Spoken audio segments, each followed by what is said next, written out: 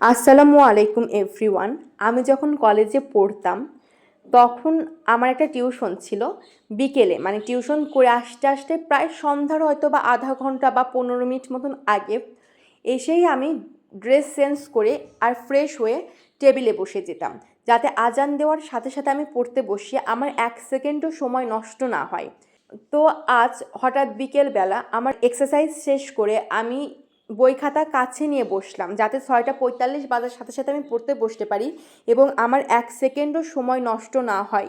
তো হঠাৎ আমার এই যে বই খাতা নিয়ে পড়তে বসা বা বই খাতা নিজের কাছে রেখে দেওয়া, আহ, এই কার্যকলাপে আমার মনে পড়ে গেল আমার কলেজ লাইফের কথা।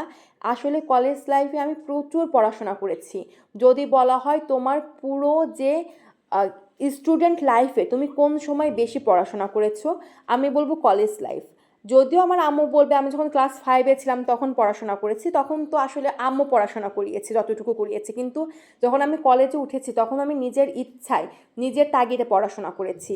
এবং আমি 24 ঘন্টার মধ্যে খাওয়া, ঘুম, গোসল এবং পড়তে যাওয়া বাদ দিয়ে বা কলেজ বাদ দিয়ে আমি পুরোটা সময় সেলফ স্টাডি করতাম। এবং আল্লাহর রহমতে আমি মোটামুটি ভালো একটা রেজাল্টও করেছিলাম। আমার জিপিএ 5 ছিল এইচএসসিতে। বাট আমার ইচ্ছা ছিল ঢাকা ইউনিভার্সিটিতে চান্স পাওয়ার, সেটা পাইনি। হয়তো বা অনেক অনেক ল্যাকিং ছিল। বাট অ্যাট প্রেজেন্ট আমি চেষ্টা করি যেন আমি পরবর্তীতে নিজেকে বলতে না পারি যে আমার জন্য, আমার পড়াশোনা না করার জন্য আমি বিসিএস হয়নি বা আমি ভালো রেজাল্ট করতে পারিনি, এটা যেন নিজের প্রতি নিজে কখনো আমি দোষারোপ না করতে পারি। এজন্য আমি সবসময় চেষ্টা করি যে যতটুকু পারবো পড়াশোনার মধ্যে থাকবো, যেখানে আমার দুর্বলতা সেটাকে আমার স্ট্রং পয়েন্ট করার চেষ্টা করব।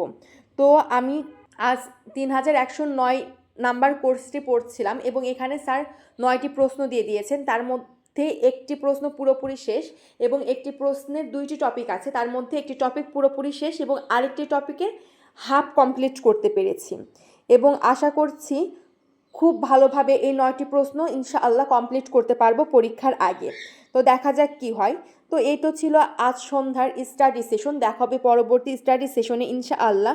ততক্ষণ পর্যন্ত ভালো থাকবেন, সুস্থ থাকবেন, পড়াশোনা করার চেষ্টা করবেন এবং আমার জন্য দোয়া করবেন। আল্লাহ হাফেজ।